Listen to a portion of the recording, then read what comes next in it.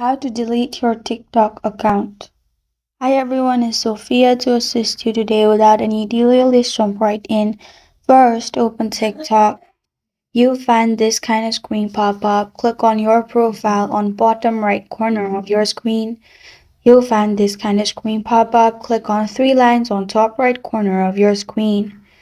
Then you will find all these options pop up. Simply click on Settings and Privacy. After you click on Settings and Privacy, you'll find this kind of screen pop up. In here, go to Account, which is the first option. Then go to Deactivate or Delete Account.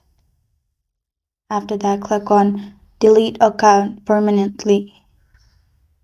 Then add your reason for leaving TikTok, or you can simply skip the reason.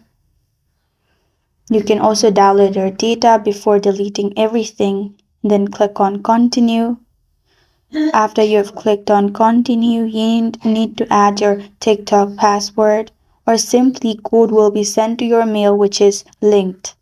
Simply add code in here and your account will be deleted permanently. This is how to delete your TikTok account.